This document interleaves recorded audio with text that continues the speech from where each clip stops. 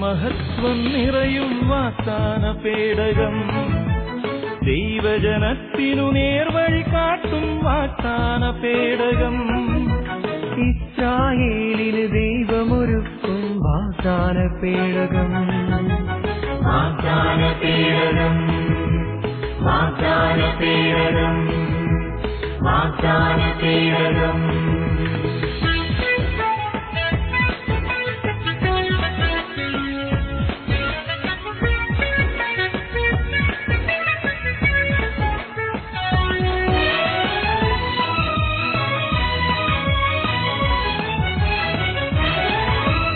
പഴയ നിയമത്തിൽ അണയും അഭിഷേക വാഗ്ദാനത്തിൻ പേടകം, അഹറോന്റെ പൂത്തവടിയും മരുവിലെ ആകാശമന്നയും.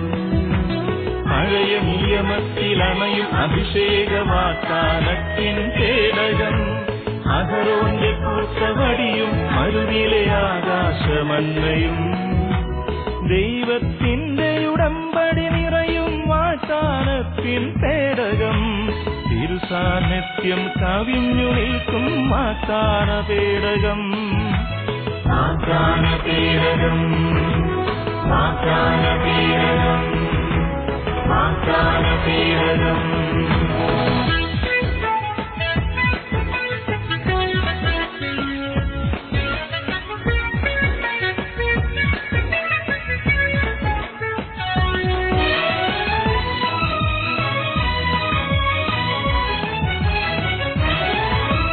പുതിയ നിയമത്തിൽ എഴുതി ക്രിസ്തുവിൻ അനുപമ സുന്ദര വചനം, ആ തിരുവചനം ശ്രവിച്ചു നീങ്ങാനണയാമൊരു മനമാ. പുതിയ നിയമത്തിൽ എഴുതി ക്രിസ്തുവിൻ അനുപമ സുന്ദര വചനം, ആ തിരുവചനം ശ്രവിച്ചു നീങ്ങാനണയാമൊരു മനമാ. തിരുവചനത്തിനു മാംസം നൽകിയ മാതാവല്ലോ മറിയം, ദൈവം തന്നുടെ മക്കൾ ചെയ്യ വാഗ്ദാന പേടകം, വാഗ്ദാന പേടകം, വാഗ്ദാന പേടകം, വാഗ്ദാന പേടകം. ദൈവത്തിന്റെ മഹത്വം നിറയും വാഗ്ദാന പേടകം, ദൈവജനത്തിനു നേർവഴി കാട്ടും വാഗ്ദാന പേടകം, ഇസ്രായേലിന് ദൈവമൊരുക്കും വാഗ്ദാന പേടകം, വാഗ്ദാന പേടകം, വാഗ്ദാന പേടകം, വാഗ്ദാന പേടകം. എല്ലാ പ്രേക്ഷകർക്കും വാഗ്ദാന പേടകത്തിലെ പുതിയൊരു എപ്പിസോഡിലേക്ക് സ്വാഗതം. ദൈവവചനം ശക്തവും അനേകം പേരുടെ മാനസാന്തരത്തിനും കാരണമാണ്. ഇന്നത്തെ വചനത്തിലൂടെ കൂദാശകളുടെ ശക്തിയെ പറ്റിയാണ് നാം കേൾക്കുന്നത്. അതിൽ പ്രത്യേകമായി രോഗിലേപനം എന്ന കൂദാശ സ്വന്തം ജീവിതത്തിലൂടെ അതിന്റെ ശക്തി മനസ്സിലാക്കിയ റോസ്മേരി ജോർജാണ് നമുക്കിന്നായി വചനം പങ്കുവയ്ക്കുന്നത്. Price the Lord. ഹല്ലേലൂയ. യേശുവേ സ്തോത്രം, യേശുവേ നന്ദി, യേശുവേ ആരാധന. ഈശോയിൽ ഏറ്റവും സ്നേഹമുള്ളവരെ, ദൈവം ലോകത്തെ അത്രമാത്രം സ്നേഹിച്ചു എന്ന് യോഹന്നാൻ 3:16 പറയാണ്. തന്നിൽ വിശ്വസിക്കുന്ന ഒരുവൻ പോലും നഷ്ടമാകാതെ എല്ലാവരും നിത്യജീവൻ പ്രാപിക്കുന്നതിനു വേണ്ടി തന്റെ ഏകജാതനെ നൽകാൻ തക്കവണ്ണം ദൈവം ലോകത്തെ അത്രമാത്രം സ്നേഹിച്ചു. തന്റെ ഏകജാതനെ ഭൂമിയിലേക്ക് അയച്ചത് മനുഷ്യനെ രക്ഷിക്കാനും അവനെ സന്തോഷത്തിലേക്ക് സമാധാനത്തിലേക്ക് നയിക്കുവാനാണെന്ന് വചനം നമ്മോട് പറയുമ്പോൾ നമുക്കൊന്ന് മനസ്സിലാക്കാൻ കഴിയും. യേശു തന്റെ പരസ്യ ജീവിതകാലത്തിലെ ഏറ്റവും ഉന്നതമായ ഒരു ശുശ്രൂഷ അല്ലെങ്കിൽ ഒരു മിനിസ്ട്രി നടത്തിയത് രോഗികളെ സുഖപ്പെടുത്തുക എന്നതായിരുന്നു. അത് നമ്മൾ ബൈബിളിൽ ഉടനീളം കാണുന്നുണ്ട്. യേശു പോകുന്നിടത്തെല്ലാം രോഗികളെ സുഖപ്പെടുത്തുകയായിരുന്നു. കാരണം രോഗത്തിന്റെ വേദനയും അതിൽ നിന്നുണ്ടാകുന്ന നിരാശയും അതിൽ നിന്നുണ്ടാകുന്ന പ്രയാസങ്ങളൊക്കെ എല്ലാവരേക്കാളും ഉപരിയായി നമ്മെ സൃഷ്ടിച്ച ദൈവത്തിന് നന്നായി അറിയാം. യേശു രോഗികളെ സുഖപ്പെടുത്താൻ ആഗ്രഹിച്ചു. അതൊരു പക്ഷെ ശരീരത്തിന്റെ ആകാം, മനസ്സിന്റെ ആകാം, ആത്മാവിന്റെ ആകാം. ഏതു തരത്തിലുള്ള രോഗമായിക്കൊള്ളട്ടെ, യേശു അവന്റെ മുന്നിൽ വന്ന ഒരുവനെ പോലും തള്ളിക്കളയാതെ സുഖപ്പെടുത്തുകയാണ് ചെയ്തത്. നമുക്കറിയാം, യാക്കോബ് ശ്ലീഹായുടെ ലേഖനം 5-ാം അധ്യായത്തിന്റെ 15-ാമത്തെ തിരുവചനം പറയുകയാണ്, വിശ്വാസത്തോടു കൂടിയ പ്രാർത്ഥന രോഗിയെ സുഖപ്പെടുത്തും. എന്തുകൊണ്ടാണ് ഇത്ര വ്യക്തമായി യാക്കോബ് ശ്ലീഹ പറയുന്നത് വിശ്വാസത്തോടു കൂടിയ പ്രാർത്ഥന രോഗിയെ സുഖപ്പെടുത്തുമെന്ന്? കാരണം മർക്കോസിന്റെ സുവിശേഷം 16-ാം അധ്യായത്തില് യേശു തന്റെ ശിഷ്യന്മാർക്ക് പ്രേക്ഷിത ദൗത്യം ഏൽപ്പിച്ചു കൊടുക്കുമ്പോൾ അതിൽ വളരെ വ്യക്തമായി 16-ാമത്തെ തിരുവചനത്തിൽ ഇപ്രകാരം പറയാണ്, വിശ്വസിച്ച് സ്നാനം സ്വീകരിക്കുന്നവൻ രക്ഷിക്കപ്പെടും, വിശ്വസിക്കാത്തവൻ ശിക്ഷിക്കപ്പെടും. വിശ്വസിക്കുന്നവരോടുകൂടെ ഈ അടയാളങ്ങൾ ഉണ്ടായിരിക്കും. അവർ എന്റെ നാമത്തിൽ പിശാചുക്കളെ ബഹിഷ്കരിക്കും, പുതിയ ഭാഷകൾ സംസാരിക്കും. എന്നിട്ട് 18-ാമത്തെ തിരുവചനം പറയാണ്, അവർ സർപ്പങ്ങളെ കയ്യിലെടുക്കും, മാരകമായത് എന്ത് കുടിച്ചാലും അവരെ ഉപദ്രവിക്കുകയില്ല, അവർ രോഗികളുടെ മേൽ കൈകൾ വയ്ക്കും, സൗഖ്യം പ്രാപിക്കുകയും ചെയ്യും. Price the Lord, hallelujah. വളരെ കൃത്യമായി കർത്താവ് ശിഷ്യർക്ക് കൊടുത്ത ഒരു ദൗത്യമാണ് രോഗികളെ സൗഖ്യപ്പെടുത്തുക എന്നത്. രോഗികളായിരിക്കുന്നവരെ സൗഖ്യപ്പെടുത്തുക. ഒരു വ്യക്തി രോഗിയായിരിക്കുമ്പോൾ അവനോട് നമ്മൾ പ്രാർത്ഥിക്കാൻ ആവശ്യപ്പെട്ടാൽ തീർച്ചയായിട്ടും ഒരു പ്രാർത്ഥിക്കേണ്ട മാനസികാവസ്ഥയിലായിരിക്കേയില്ല ആ വ്യക്തി. തളർന്ന മനസ്സോടുകൂടി, പ്രയാസത്തോടുകൂടി ആശുപത്രിയിൽ കിടക്കുന്ന അനേകര് ഇന്ന് നമുക്ക് ലോകത്തിലേക്ക് നോക്കുമ്പോൾ ഏറ്റവും കൂടുതൽ മനുഷ്യൻ വിഷമിക്കുന്നത് രോഗമാണ്. ഇന്ന് മനുഷ്യൻ ഭയപ്പെടുന്ന രോഗമാണ്. ഇന്ന് ഏറ്റവും കൂടുതൽ മനുഷ്യർ കോൺഷ്യസ് ആയിരിക്കുന്ന ഹെൽത്ത് കോൺഷ്യസിലാണ്. ആളുകളെ എങ്ങനെയൊക്കെ ആരോഗ്യം നിലനിർത്താൻ സാധിക്കും, എന്ത് ഭക്ഷണം കഴിച്ചാൽ ആരോഗ്യം നിലനിർത്താൻ പറ്റും, എന്ത് എക്സസൈസ് ചെയ്താൽ നമുക്ക് ശരീരം സൂക്ഷിക്കാൻ പറ്റും, ഇതൊക്കെ മനുഷ്യനെ വളരെയേറെ ലോകം മുഴുവനിലും പലതരത്തിലുള്ള മെഡിസിനുകളാകട്ടെ, വൈറ്റമിൻസ് ആകട്ടെ, അതുപോലെ ഒരുപാട് കാര്യങ്ങൾ അല്ലെങ്കിൽ എക്സസൈസ് ഒക്കെ പറഞ്ഞുകൊണ്ട് മനുഷ്യൻ ശരീരത്തെ സൗഖ്യപ്പെടുത്താനായിട്ട് ആഗ്രഹിക്കുക. എന്നാൽ വചനം പറയുകയാണ്, മകനെ രോഗം വരുമ്പോൾ ഉദാസീനനാകാതെ കർത്താവിനോട് പ്രാർത്ഥിക്കുക, അവിടുന്ന് നിന്നെ സുഖപ്പെടുത്തും. ഇതൊരു പ്രോമിസാണ്. കർത്താവിന്റെ പ്രഭാഷകൻ 38:9 വലിയൊരു പ്രോമിസാണ്. മകനെ രോഗം വരുമ്പോൾ ഉദാസീനനാകാതെ കർത്താവിനോട് പ്രാർത്ഥിക്കുക, അവിടുന്ന് നിന്നെ സുഖപ്പെടുത്തും. കർത്താവിനോട് പ്രാർത്ഥിക്കാൻ ഒരു മാനസിക അവസ്ഥ ഒരു രോഗിക്ക് ഇല്ലാത്ത അവസ്ഥയിൽ ആ രോഗിക്ക് സൗഖ്യപ്പെടുത്തുന്നതിനേക്കാൾ ഉപരിയായി അവനെ ദൈവോന്മുഖനാക്കാനുള്ള ഒരു പ്രാർത്ഥനാ രീതിയാണ് യേശു ശിഷ്യന്മാരെ പഠിപ്പിച്ചു കൊടുത്തത്. ഒരു രോഗി, നമുക്കറിയാം, തളർവാദ രോഗിയെ കുറെ പേര് വിശ്വാസത്തോടുകൂടി എടുത്തുകൊണ്ടാണ് യേശുവിന്റെ അടുത്തേക്ക് കൊണ്ടുവന്നത്. ആ യേശുവിന്റെ അടുത്തേക്ക് തളർവാദ രോഗിയെ എടുത്തുകൊണ്ട് വന്നപ്പോൾ ആ രോഗിക്ക് യേശുവിന്റെ അടുത്ത് എത്തിക്കാൻ സാഹചര്യമില്ലാതിരുന്നപ്പോൾ അവര് യേശു ആയിരുന്ന ഭവനത്തിനെ മേൽക്കൂര എടുത്ത് മാറ്റിയാണ് യേശുവിന്റെ അടുത്തേക്ക് കൊണ്ടുവരുന്നത്. അപ്പോൾ ഏതൊരു വ്യക്തിയെ യേശുവിന്റെ അടുത്ത് എത്തിക്കുന്നോ ആ വ്യക്തിക്ക് സൗഖ്യമുണ്ട്, ആ വ്യക്തിയെ പൂർണ്ണമായി യേശു സുഖപ്പെടുത്തും. അപ്പോൾ നമ്മുടെ വ്യക്തിത്വത്തിന്റെ, നമ്മുടെ പ്രാർത്ഥന എന്തായിരിക്കണം? ഒരു വ്യക്തിയെ എങ്ങനെ യേശുവിന്റെ അടുത്തേക്ക് എത്തിക്കാൻ പറ്റും? അവന്റെ അടുത്ത് സൗഖ്യമുണ്ട്, അവൻ സുഖപ്പെടുത്തുകയും ചെയ്യും. കാരണം വർഷങ്ങൾക്ക് മുമ്പേ നമുക്ക് ദൈവവചനത്തിലൂടെ യെശയ്യാ പ്രവചനം വളരെ വ്യക്തമായിട്ട് പറയാണ്, അവൻ നമ്മുടെ രോഗങ്ങളും വേദനകളും ഏറ്റെടുത്തുവെങ്കിൽ അവനിൽ സൗഖ്യമുള്ളതുകൊണ്ടാണ് അവൻ അത് ഏറ്റെടുത്തത്. പ്രിയപ്പെട്ടവരെ ഓർക്കുക, ഇന്ന് നമ്മൾ ഓരോരുത്തരും ധാരാളം പുസ്തകങ്ങൾ വായിക്കുന്നവരാണ്, വിശുദ്ധ ഗ്രന്ഥം വായിക്കുന്നവരാണ്. ഇവിടെയൊക്കെ നമ്മൾ കാണുന്നത് യേശുവിന്റെ വചനത്തിന് ശക്തിയുണ്ട് എന്നും വചനത്തിലൂടെ സൗഖ്യമുണ്ട് എന്നാണ്. എന്നാൽ യേശു ശിഷ്യന്മാരെ ഏൽപ്പിച്ച ദൗത്യങ്ങള്, തന്റെ പരസ്യ ജീവിത കാലത്ത് യേശു രോഗികളെ സൗഖ്യപ്പെടുത്തിയതിനെ കുറിച്ച് മത്തായി ശ്ലീഹ ഇപ്രകാരം എഴുതി വച്ചിരിക്കുകയാണ്. 8-ാം അധ്യായം 16-17 തിരുവചനങ്ങള്, യേശു അശുദ്ധാത്മാക്കളെ വചനം കൊണ്ട് പുറത്താക്കുകയും എല്ലാ രോഗികളെയും സുഖപ്പെടുത്തുകയും ചെയ്തു. അവൻ നമ്മുടെ ബലഹീനതകൾ ഏറ്റെടുക്കുകയും രോഗങ്ങൾ വഹിക്കുകയും ചെയ്തു. Price the Lord. അപ്പോൾ യേശു നമ്മളെ സുഖപ്പെടുത്തുന്നത് ഒരു അത്ഭുത വാക്ക് പറഞ്ഞല്ല, അവൻ നമ്മുടെ രോഗങ്ങൾ ഏറ്റെടുക്കുകയാണ് ചെയ്യുന്നത്. ഏറ്റെടുത്ത് അത് പിതാവിന് സമർപ്പിക്കുകയും തന്റെ കുരിശുമരണത്തിലൂടെ നമുക്ക് വേണ്ടി ഏറ്റെടുത്ത ദൗത്യത്തിന്റെ അല്ലെങ്കിൽ ആ വലിയ സൗഖ്യം അല്ലെങ്കിൽ നമ്മുടെ പാപക്ഷമ ഇവയ്ക്കൊക്കെ യേശു പിതാവിൽ നിന്ന് നമുക്ക് സൗഖ്യം നേടിത്തരികയോ ചെയ്യുന്നത്. Price the Lord, hallelujah. അതുകൊണ്ടാണ് യേശു ഈ ലോകവാസം വെടിയുമ്പോൾ അതിന് തൊട്ടു മുമ്പായിട്ട് പല ഘട്ടങ്ങളിലായിട്ട് ശിഷ്യന്മാർക്ക് ദൗത്യങ്ങൾ ഏൽപ്പിച്ചു കൊടുക്കുന്നത് ഓരോ കൂദാശകൾ വഴിയാണ്.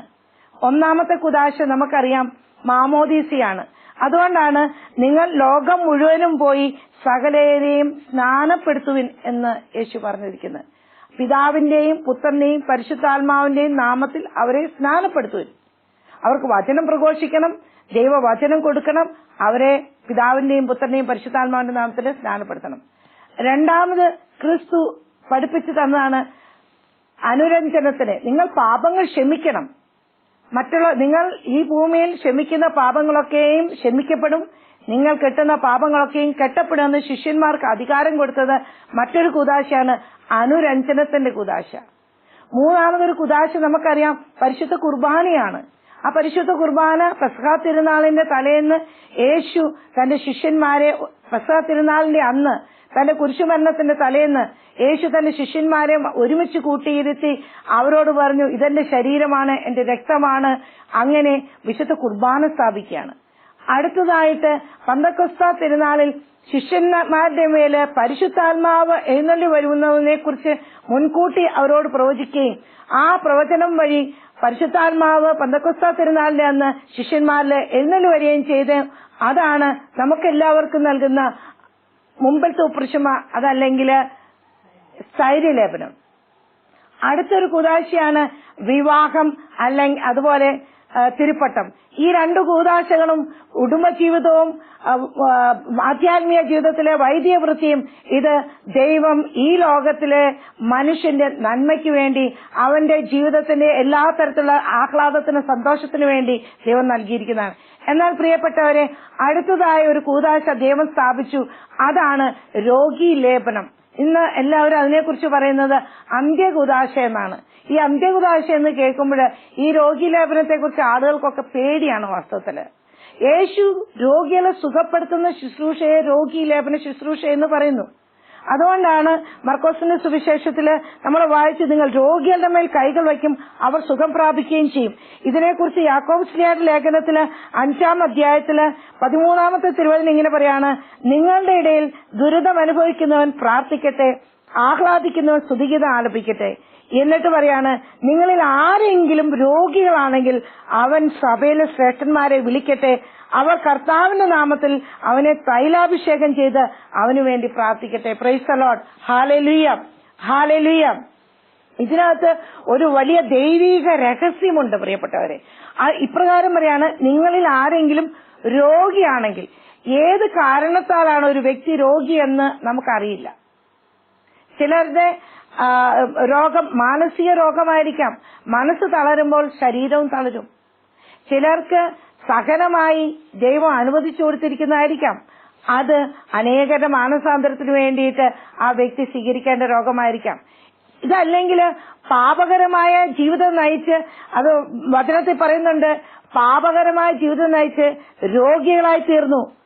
അവിടെയും നമുക്ക് കാണാൻ പറ്റും രോഗത്തിന് പല കാരണങ്ങളുണ്ട്. ഇന്ന് നമ്മളെല്ലാവരും പറയുന്നുണ്ട് രാജ്യത്തില് പല രീതിയിലുള്ള രോഗങ്ങള് പടർന്നു പിടിക്കുന്നു എന്ന്. പകർച്ചവ്യാധികള് രോഗികൾക്ക് പടർന്നു പിടിക്കുന്നു. രോഗ നിവാരണത്തിന് നിവൃത്തിയില്ല, മെഡിസിൻസ് കണ്ടുപിടിച്ചിട്ടില്ല. എന്നാൽ ജ്ഞാനത്തിന്റെ പുസ്തകത്തില് 16:12 പറയാണ്, കർത്താവെ, മരുന്നോ ലേപന ഔഷധമോ അല്ല, അങ്ങയുടെ വചനമാണ് അവരെ സൗഖ്യപ്പെടുത്തുന്നതെന്ന്. എന്തുകൊണ്ടാണ്? മരുന്നും ലേപന ഔഷധത്തിനും അതിന്റേതായ ശക്തിയുണ്ട്. ആ ശക്തിയിൽ പ്രവർത്തിക്കുന്നത് ദൈവത്തിന്റെ കൃപയും കാരുണ്യവുമാണ്. അതുകൊണ്ട് ആഴത്തിൽ നമ്മൾ ചിന്തിക്കണം, എന്തുകൊണ്ടാണ് ഒരു വ്യക്തി രോഗിയാണെങ്കിൽ അവന് പ്രാർത്ഥിക്കാൻ വേണ്ടിയിട്ട് സഭയിലെ ശ്രേഷ്ഠന്മാരെ വിളിക്കേണ്ടത്.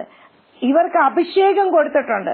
ഓരോ സഭയിലെ ശ്രേഷ്ഠന്മാർക്ക്, പ്രത്യേകിച്ച് സഭാ വൈദികർക്ക് ദൈവം കൊടുത്തിരിക്കുന്ന ഒരു കൈവപ്പിന്റെ അഭിഷേകമാണ് രോഗികളെ സൗഖ്യപ്പെടുത്തുക എന്നത്. ഒരു പക്ഷേ ചില രോഗികള് മാസങ്ങളോളം വർഷങ്ങളോളം കിടക്കയിൽ കിടക്കുന്നുണ്ട്, അവർ മരണത്തിലേക്ക് നയിക്കപ്പെടാൻ സാധിക്കുന്നില്ല. ഒരു പക്ഷെ എന്തുകൊണ്ട് അത് സാധിക്കാതെ പോകുന്നു? ഏതെങ്കിലും തരത്തിലുള്ള ഒരു ബന്ധനം അവരെ മരണത്തിൽ നിന്ന് പുറകോട്ടേക്ക് വലിക്കുകയാണ്, അല്ലെങ്കിൽ ആ സഹനം സഹിച്ച് അവരുടെ പാപപരിഹാരം നടത്തുകയാണ്. അവിടെയും നമ്മൾ കാണുന്നുണ്ട്, ആ മേഖലകളിലാണ് ഒരു പക്ഷേ അന്ത്യകൂദാശ എന്നൊക്കെ നമ്മൾ വിശേഷിപ്പിക്കുന്ന രോഗി ലേപനത്തെ മനുഷ്യർ കാണുന്നത്. പ്രിയപ്പെട്ടവരെ, എന്നാൽ വചനം പറയാണ്, നിങ്ങൾ രോഗിയാണെങ്കിൽ അവൻ സഭയിലെ ശ്രേഷ്ഠന്മാരെ വിളിക്കട്ടെ, അവൻ കർത്താവിന്റെ നാമത്തിൽ തൈലാഭിഷേകം ചെയ്ത് അവന് വേണ്ടി പ്രാർത്ഥിക്കട്ടെ. എന്നിട്ട് പറയാണ്, വിശ്വാസത്തോടുകൂടിയുള്ള പ്രാർത്ഥന രോഗിയെ സുഖപ്പെടുത്തും, കർത്താവ് അവനെ എഴുന്നേൽപ്പിക്കും. അവൻ പാപങ്ങൾ ചെയ്തിട്ടുണ്ടെങ്കിൽ അവിടെ നിന്ന് അവന് മാപ്പ് നൽകും. Price the Lord. ഈ രോഗി ലേപനത്തില് ആദ്യം ചെയ്യുന്ന എന്താണെന്ന് നിങ്ങൾക്കറിയാമോ? ഒരു വൈദികൻ രോഗിയുടെ അടുത്ത് വന്ന് ആ വ്യക്തിക്ക് പറഞ്ഞു കൊടുക്കും, ഞാൻ നിങ്ങളുടെ രോഗി ലേപന ശുശ്രൂഷ ചെയ്യാൻ പോവുകയാണ്. ആദ്യമായിട്ട് ആ വൈദികൻ രോഗിയുടെ അടുത്തിരുന്ന് രോഗിയെ ഒരു നല്ല കുമ്പസാരം ചെയ്യിക്കും. ആ കുമ്പസാരത്തിലൂടെ രോഗി തന്റെ പാപങ്ങൾ ഏറ്റുപറയാണ്. അതുകൊണ്ടാണ് വചനം പറയാണ്, നിങ്ങൾ എന്നിട്ട് പറയാണ്, കർത്താവ് അവനെ ഏൽപ്പിക്കും, അവൻ പാപങ്ങൾ ചെയ്തിട്ടെങ്കിൽ അവിടുന്ന് മാപ്പ് നൽകും. നോക്കുക, ആ രോഗിയുടെ രോഗം ഒരു പക്ഷേ പാപത്തിന്റെ ബന്ധനമാണെങ്കിൽ ആ പാപമോചനത്തിലൂടെ അവൻ ഓട്ടോമാറ്റിക്കായിട്ട് സൗഖ്യം പ്രാപിക്കുകയാണ്. പാപം മനുഷ്യനെ ഭീതിയിലേക്ക് നയിക്കും. നമുക്കറിയാം, ആദ്യ മാതാപിതാക്കള് പാപം ചെയ്തപ്പോൾ ആദ്യം അവരിലുണ്ടായ വികാരം ഭയമാണ്. അവർ ഓടി ഒളിക്കുകയാണ് ചെയ്ത്. പലപ്പോഴും പാപം ഭയത്തെ ജനിപ്പിക്കുന്നു, ഭയം രോഗത്തെ നമ്മളിലേക്ക് ജനിപ്പിക്കുകയാണ്. അപ്പോൾ രോഗത്തെ പ്രതിരോധിക്കാനുള്ള ശക്തി ഒരു വ്യക്തിക്ക് ഇല്ലാതെ പോകുന്നത് ആ വ്യക്തിയിലെ പാപബന്ധനങ്ങളായിരിക്കാം. ഓക്കെ, അടുത്തൊരു സംഭവം എന്ന് വെച്ചിട്ടുണ്ടെങ്കിൽ ആ വ്യക്തിയുടെ ഉള്ളിൽ കടന്നുകൂടിയിരിക്കുന്ന രോഗാണുക്കൾ പ്രവർത്തിക്കുന്നത് ഒരു പക്ഷേ പാപത്തിന്റെ ഫലമായിരിക്കാം. ആരും വിശുദ്ധരായി ഭൂമിയിൽ ജനിക്കുന്നില്ല. ഒരു പക്ഷേ ക്ഷമിക്കാൻ കഴിയാത്തൊരവസ്ഥയായിരിക്കാം. കഴിഞ്ഞ ദിവസം ഞാനൊരു പുസ്തകം വായിക്കുകയുണ്ടായി, നിങ്ങളുടെ ഹൃദയത്തില് വെറുപ്പ് വിദ്വേഷം ഉണ്ടെങ്കിൽ നമ്മളിലുള്ള രോഗാണുക്കൾ വളരെ കൂടുതലായിട്ട് വർദ്ധിക്കുമെന്ന്. ആ അണുക്കള് ക്രമാതീതമായിട്ട് പെട്ടെന്ന് വർദ്ധിക്കുകയും നമ്മൾ രോഗികളായി തീരുകയും ചെയ്യുമെന്ന്. അപ്പൊ ഇവിടെ നമ്മൾ കാണുകയാണ്, വരുന്ന വൈദികൻ ആദ്യം ആ രോഗിയെ നല്ലൊരു കുമ്പസാരം ചെയ്യിക്കുകയാണ്. എന്നിട്ട് പറയാണ്, നീതിമാന്റെ പ്രാർത്ഥന വളരെ ശക്തിയുള്ളതും ഫലദായകവുമാണ്. ആ വ്യക്തി പാപം മോചനം ലഭിച്ചു കഴിയുമ്പോൾ ആ വ്യക്തി നീതീകരിക്കപ്പെടുക. പിന്നീട് അവൻ പ്രാർത്ഥിക്കുമ്പോൾ, അവന് വേണ്ടി പ്രാർത്ഥിക്കുമ്പോൾ ആ പ്രാർത്ഥനയിൽ യേശു സാന്നിധ്യം വഹിക്കുക. അവിടെ വചനം മാംസം ധരിക്കുകയാണ്, സൗഖ്യം പ്രാപിക്കുകയാണ് ചെയ്യുന്നത്. പ്രിയപ്പെട്ടവരെ, ഈ അടുത്തിടെ എനിക്കുണ്ടായ ഒരു ജീവിത അനുഭവമാണ് ഞാൻ നിങ്ങളുമായിട്ട് പങ്കുവയ്ക്കാൻ ആഗ്രഹിക്കുന്നത്. എന്റെ സഹോദരന് ക്യാൻസർ രോഗമായിട്ട് വളരെ സീരിയസ് ആയിട്ട് ജർമ്മനിയിലായിരുന്നു. ഞങ്ങൾ ഒത്തിരി പ്രാർത്ഥിച്ചു, എല്ലാവരും പ്രാർത്ഥിക്കുന്നുണ്ട്, മധ്യസ്ഥ പ്രാർത്ഥനകൾ എല്ലാവരും ചെയ്യുന്നുണ്ട്, എല്ലാവരും പ്രാർത്ഥിച്ചു. ഉള്ളിൽ വളരെ വിഷമമായി, ഞങ്ങളെല്ലാവരും ഒത്തിരി പ്രാർത്ഥിക്കുന്നുണ്ട്. അങ്ങനെ അടുത്തിടെ സഹോദരനെ കാണുവാനായിട്ട് ഞാനും എന്റെ ജീവിത പങ്കാളിയും കൂടി ജർമ്മനിയിൽ പോയി. അവിടെ വെച്ച് എന്റെ സഹോദരന് രോഗം ഒത്തിരി കൂടി, ഭയങ്കരമായ ഛർദിയും എനിക്ക് കണ്ടിട്ട് സഹിക്കാൻ പറ്റുന്നുണ്ടായിരുന്നില്ല. മനസ്സൊത്തിരി വേദനിച്ചു, എന്ത് ചെയ്യണമെന്ന് അറിയില്ല. അപ്പൊ ആ ഒരു സമയത്ത് പെട്ടെന്ന് ഞങ്ങളുടെ അടുത്ത ബന്ധുവായ, അടുത്തൊരു സുഹൃത്തായ മുണ്ടയ്ക്കൽ അച്ഛൻ അവിടെ വരാൻ സാധ്യതയുണ്ടായി. അപ്പൊ അച്ഛനുമായിട്ട് ഇങ്ങനെ സംസാരിച്ചപ്പോൾ ഞാൻ അച്ഛനോട് പറഞ്ഞു, അച്ഛാ, ഒരു രോഗി ലേപനം നമ്മൾക്ക് എന്റെ സഹോദരന് കൊടുത്താല് സൗഖ്യം പ്രാപിക്കില്ലേ? പക്ഷെ സാധാരണഗതിയിൽ നമ്മളെല്ലാവരും പറയുന്നത് രോഗികൾ ലേപനം കൊടുക്കുമ്പോൾ രോഗിക്ക് പേടിയാകും. കാരണം ഇത് അന്ത്യഉദാശയാണല്ലോ, ഞാൻ മരിക്കാൻ പോവുകയാണെന്നൊക്കെ അവർ വിചാരിച്ചേക്കാം. അതുകൊണ്ട് ഭയമുണ്ടാകും. അതുകൊണ്ട് അധികം പേരാരും ഈ രോഗി ലേപനം എന്ന ഈ അനുഗ്രഹദായകമായ ശുശ്രൂഷ അല്ലെങ്കിൽ കുദാശ കൊടുക്കാൻ മടി കാണിക്കുകയാണ് ചെയ്യുന്നത്. പക്ഷെ അച്ഛൻ പറഞ്ഞു, അതിനെന്താ, ഞാൻ പോളിയായിട്ട് സംസാരിക്കാം, നമുക്ക് ഒരുമിച്ചിരുന്ന് പ്രാർത്ഥിക്കാമെന്ന് പറഞ്ഞു. അച്ഛൻ എന്റെ ബ്രദറിന്റെ അടുത്ത് ചെന്നിരുന്നു, സംസാരിച്ചു. ചേട്ടൻ വളരെ സന്തോഷത്തോടുകൂടി പറഞ്ഞു, അച്ഛാ, ഞാൻ സ്വീകരിക്കാൻ തയ്യാറാണ്, ഞാൻ ആ രോഗി ലേപനം സ്വീകരിക്കാം എന്ന് പറഞ്ഞു. അപ്പൊ ഞാൻ കണ്ടതാണ്, അച്ഛൻ ഞങ്ങളെ എല്ലാം പുറത്തേക്ക് ഇറക്കി നിർത്തി. എന്നിട്ട് എന്റെ സഹോദരന് ഒരു നല്ല കുമ്പസാരം കൊടുത്തു. കുമ്പസാരം കഴിഞ്ഞതിന് ശേഷം ഞങ്ങളെ എല്ലാവരും വിളിച്ചു. അച്ഛൻ ഞങ്ങളകത്തേക്ക് വന്നു. ഹോസ്പിറ്റലിലാണ്. അവിടെ നിന്നിട്ട് അച്ഛൻ പ്രാർത്ഥിച്ച പ്രാർത്ഥനകൾ കേട്ടപ്പോൾ ഞാൻ വിചാരിച്ചു, എന്റെ ദൈവമേ, ഓരോ രോഗക്കിടക്കയിൽ കിടക്കുന്ന രോഗികളുടെ അടുത്തും ഓരോ അഭിഷിക്തരെ കൊണ്ടുപോയി പ്രാർത്ഥിക്കുകയാണെങ്കിൽ തീർച്ചയായിട്ടും അവർക്ക് വലിയ രോഗസൗഖ്യം ലഭിക്കുമല്ലോ എന്ന്. അവിടെ നിന്ന് അച്ഛൻ പ്രാർത്ഥിച്ചു, ഈ വ്യക്തിയുടെ ജീവിതത്തില് ഏതെല്ലാം മേഖലകളിൽ ശരീരത്തിന്റെ ഓരോ അവയവവും പറഞ്ഞുകൊണ്ട് ഈ അവയവങ്ങൾ വഴി, ചിന്തകൾ വഴി, വാക്കുകൾ വഴി, പ്രവൃത്തികൾ വഴി ഇന്ന് വരെ ചെയ്തു പോയ എല്ലാ പാപങ്ങളും ക്ഷമിക്കണമേ എന്ന്. ആ ക്ഷമിച്ചുകൊണ്ട് തൈലം പൂശി അച്ഛൻ പ്രാർത്ഥിച്ചപ്പോഴേ പ്രിയപ്പെട്ടവരെ, ഞങ്ങൾ അത്ഭുതകരമായ വിടുതൽ കാണാനിടയായി. എന്റെ സഹോദരൻ വളരെ സൗഖ്യം പ്രാപിച്ചു, വളരെ വേഗതയിൽ സൗഖ്യപ്പെടാനായിട്ട് ഇടയായി. കാരണം പ്രിയപ്പെട്ടവരെ, ഈ രോഗി സൗഖ്യം അല്ലെങ്കിൽ ഈ രോഗി ലേപനം നമ്മൾ അന്ത്യ കുദാശ എന്ന് പറയാതെ ഇത് രോഗികൾക്ക് കൊടുക്കേണ്ട കുദാശ എന്ന് പറയുക. ഇത് എത്ര പ്രാവശ്യം വേണമെങ്കിലും നമുക്ക് സ്വീകരിക്കാം. പലരും വിചാരിക്കുന്ന അവസാനം മാത്രമേ ഇത് കൊടുക്കാൻ പറ്റുള്ളൂ എന്ന്. എന്നാൽ ദുഃഖകരമായ ഒരു അവസ്ഥ എനിക്കുണ്ടായി. എന്റെ ചേച്ചി സുഖമില്ലാതെ ആശുപത്രിയിലായിരുന്നു. എനിക്ക് എത്താൻ കഴിഞ്ഞില്ല. ഇവിടെ ഞാൻ ജർമ്മനിയിൽ കണ്ട ആ അനുഭവം, ജർമ്മനിയിൽ എന്റെ സഹോദരൻ സൗഖ്യം പ്രാപിച്ച് തിരികെ വരുമ്പോഴേക്കും എന്റെ ചേച്ചി സുഖമില്ലാതെ നാട്ടിലുണ്ടായിരുന്നു. അവിടെ ആരെങ്കിലും, ഞാൻ ഇന്നും വിശ്വസിക്കുകയാണ്, എന്റെ ചേച്ചിക്ക് ആ രോഗി ലേപനം കൊടുത്തിരുന്നെങ്കിൽ ഇന്നും എന്റെ ചേച്ചി സുഖപ്പെട്ട് തിരിച്ചു വരുമായിരുന്നു എന്ന്. Price the Lord. പലപ്പോഴും അതുകൊണ്ട് തന്നെയാണ് ഇന്ന് ഈ ഒരു വിഷയമായി ഞാൻ നിങ്ങളുടെ മുമ്പിലേക്ക് വരുന്നത്. എന്നെ കേൾക്കുന്ന സഹോദരങ്ങളെ, നിങ്ങളുടെ വീട്ടിൽ ആരെങ്കിലും രോഗികളായിട്ട് കിടക്കുന്നുണ്ടെങ്കിൽ ഓർമ്മിക്കുക, സഭയിലെ ശ്രേഷ്ഠന്മാരെ വിളിച്ച് വീട്ടിൽ കൊണ്ടുവരിക, അവർക്ക് തൈലാഭിഷേകം ചെയ്ത് യേശുവിന്റെ നാമത്തില് രോഗസൗഖ്യത്തിന് വേണ്ടി പ്രാർത്ഥിപ്പിക്കുക. അപ്രകാരം നിങ്ങൾ പ്രാർത്ഥിക്കുക. അന്ത്യകുദാശ എന്ന് പറയരുത്. രോഗികളോട് പറഞ്ഞു കൊടുക്കേണ്ടത് സൗഖ്യത്തിനുള്ള രോഗി ലേപനമാണെന്നാണ്. ഈ രോഗി ലേപനം, കാരണം ഈശോ വളരെ വ്യക്തമായിട്ട് നമുക്ക് വചനത്തിലൂടെ പറഞ്ഞിട്ടുണ്ട്, നിങ്ങളിൽ ആരെങ്കിലും രോഗികളാണെങ്കിൽ കർത്താവിനോട് പ്രാർത്ഥിക്കണം, ഉദാസീനരായിരിക്കരുത്. പലപ്പോഴും രോഗം വന്നു കഴിയുമ്പോൾ രോഗികൾക്ക് അതിൽ തന്നെ മാനസികമായ പ്രയാസങ്ങളാണ് ഉണ്ടാകുന്നത്. നമ്മളത് തിരിച്ചറിയണം. കൂടെ നിൽക്കുന്നവർ തിരിച്ചറിയണം. സഹോദരങ്ങളായിക്കൊള്ളട്ടെ, മാതാപിതാക്കളായിക്കൊള്ളട്ടെ, അഥവാ മറ്റ് ബന്ധുമിത്രാദികൾ, ജീവിത പങ്കാളിയോ മക്കളോ ആരായാലും നിങ്ങളുടെ ഭവനത്തില് ഒരു രോഗി ഉണ്ടെങ്കിൽ ആ രോഗിയേക്ക് വേണ്ടി പ്രാർത്ഥിപ്പിക്കാനായിട്ട് വൈദ്യരെ കൊണ്ടുവരിക. അവരോട് തൈലാഭിഷേകം ചെയ്ത് പ്രാർത്ഥിക്കാൻ ആവശ്യപ്പെടുക. മറ്റൊരു കാര്യം, ഈശോ രോഗികളെ സുഖപ്പെടുത്തിയിട്ട് പറയുന്നൊരു കാര്യമുണ്ട്, നിങ്ങൾ പൂർണ്ണ സൗഖ്യം പ്രാപിച്ചു, ഇത് ലോകമെങ്ങും പോയി മറ്റുള്ളവരോട് പറയുക. എന്നെ സുഖപ്പെടുത്തി ദൈവമാണ് എന്ന് മറ്റൊരാളായിട്ട് ഞാൻ പങ്കുവെച്ചിട്ടില്ലെങ്കിൽ എന്റെ സൗഖ്യത്തിന് യാതൊരു അർത്ഥവുമില്ല. 10 കുഷ്ഠരോഗികളെ കർത്താവ് സുഖപ്പെടുത്തി, അതിൽ ഒരാൾ മാത്രമേ നന്ദി പറയുവാൻ വന്നുള്ളൂ. പ്രിയപ്പെട്ടവരെ, കിട്ടുന്ന സൗഖ്യം അനേകരുടെ മുമ്പിൽ നമ്മൾ ഏറ്റുപറയണം. വിശ്വാസത്തോടു കൂടിയായിരിക്കണം നമ്മൾ പ്രാർത്ഥിക്കേണ്ടത്. ഇവിടെ തിരുവചനത്തിൽ നമ്മൾ വീണ്ടും വായിക്കുന്നുണ്ട്, പുറപ്പാടിന്റെ പുസ്തകം 15:26 പറയാണ്, നീ നിന്റെ ദൈവമായ കർത്താവിന്റെ സ്വരം ശ്രദ്ധാപൂർവ്വം ശ്രവിക്കുകയും അവിടുത്തെ ദൃഷ്ടിയിൽ ശരിയായത് പ്രവർത്തിക്കുകയും അവിടുത്തെ കൽപ്പനകൾ അനുസരിക്കുകയും ചട്ടങ്ങൾ പാലിക്കുകയും ചെയ്താൽ ഞാൻ ഈജിപ്തുകാരുടെ മേൽ വരുത്തിയ മഹാമാരികളൊന്നും നിന്റെ മേൽ വരുത്തുകയില്ല. ഞാൻ നിന്നെ സുഖപ്പെടുത്തുന്ന കർത്താവാണ്. കർത്താവ് നമ്മളെ സുഖപ്പെടുത്തും. പ്രിയപ്പെട്ടവരെ, നമ്മുടെ മനസ്സിന്റെ തളർച്ചകളെ, ഒരു പക്ഷേ ചിലപ്പോൾ അത് മരണത്തിലേക്ക് നയിക്കുന്ന ഒരു രോഗമായിരിക്കാം. ശരി, ആ രോഗം മരണത്തിലേക്ക് നമ്മൾ നയിക്കുമ്പോഴും നമ്മൾ ഒരു രോഗി ലേപനത്തിലൂടെ വരുമ്പോൾ നമ്മുടെ മനസ്സിന് ആ രോഗത്തെ അക്സെപ്റ്റ് ചെയ്യാനായിട്ട് സാധിക്കും. ആ രോഗത്തെ ദൈവത്തിന്റെ കൃപയായിട്ട് നമ്മൾ സ്വീകരിക്കും. നല്ല മരണത്തിലേക്ക് നമ്മൾ നയിക്കപ്പെടും. സമാധാനപൂർണമായ മരണത്തിലേക്ക് നയിക്കപ്പെടും. അല്ല, ഈ വ്യക്തിയുടെ സൗഖ്യമാണ് ദൈവം ആഗ്രഹിക്കുന്നത്. അതിന് തടസ്സമായിരിക്കുന്ന എല്ലാ പാപബന്ധനങ്ങളായിക്കൊള്ളട്ടെ, മറ്റേത് കാരണങ്ങളായിക്കൊള്ളട്ടെ, അതിനെല്ലാം ഒരു രോഗി ലേപനത്തിലൂടെ സൗഖ്യം ലഭിക്കും. അടുത്തതായിട്ട്, ഒരു പൈശാചിക പീഡകൾ മൂലം പലരും രോഗികളാകുന്നുണ്ട്. നമുക്കറിയാം, അൽഫോൻസാമ്മയുടെ ഒക്കെ കഥകൾ വായിച്ചാൽ നമുക്കറിയാം എത്രയെത്ര പുണ്യാത്മാക്കളെയാണ് പിശാചുക്കൾ പീഡിപ്പിച്ചത്. എന്തുകൊണ്ടാണ്? കാരണം അവരുടെ പ്രാർത്ഥനാ അനുഭവത്തിൽ നിന്ന് അവരെ തകർക്കാൻ വേണ്ടിയിട്ടാണ്.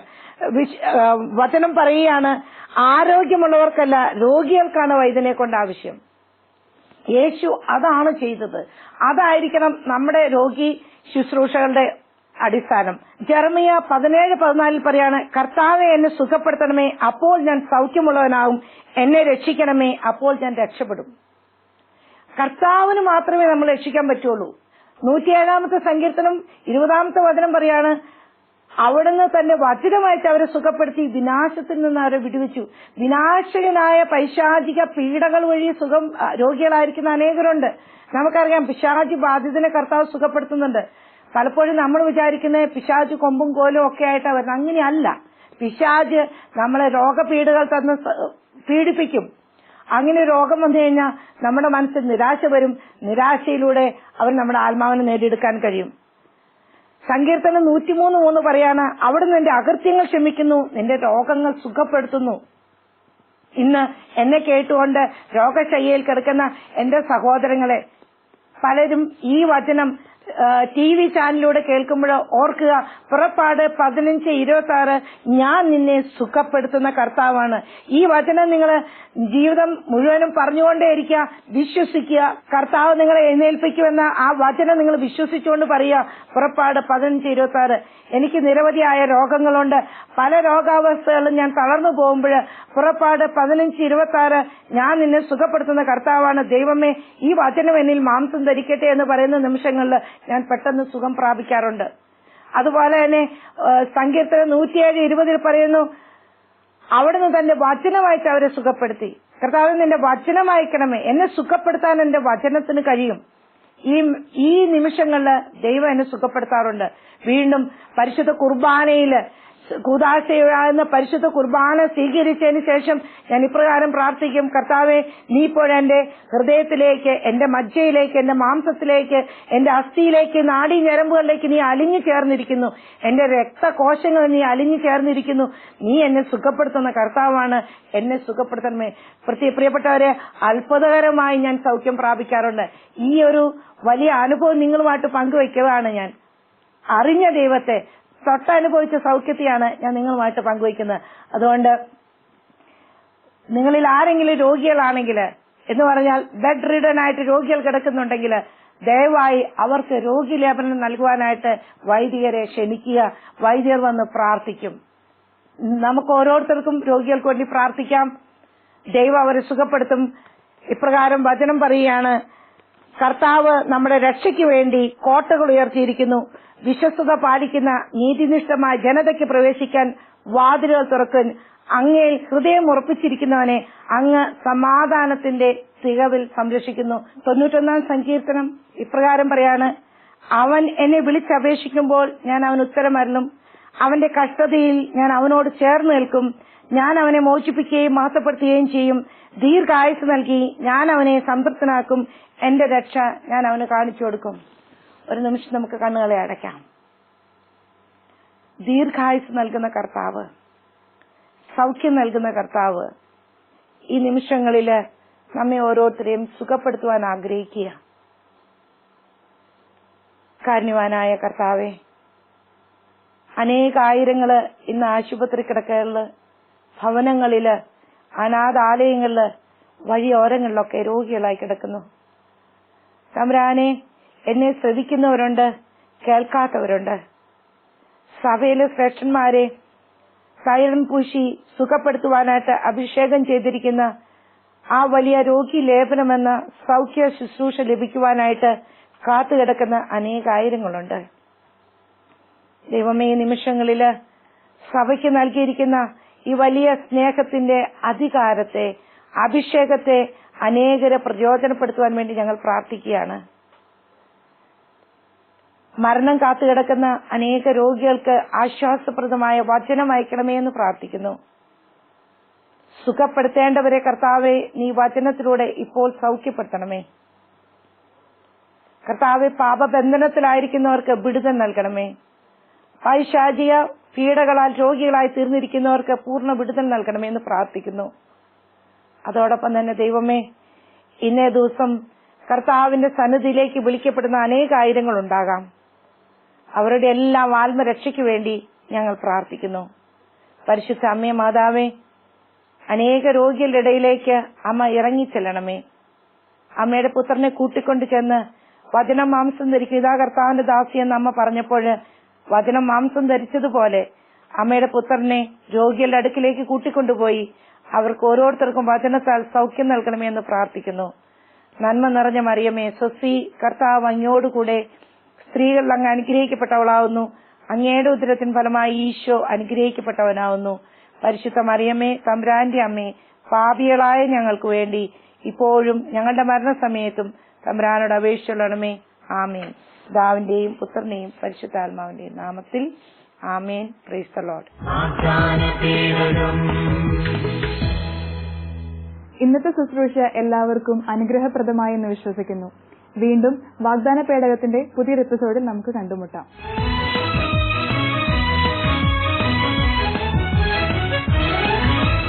പഴയ നിയമത്തിൽ അണയും അഭിഷേക വാഗ്ദാനത്തിൻ പേടകം, അഹറോന്റെ പൂത്തവടിയും മരുവിലെ ആകാശമഞ്ഞയും.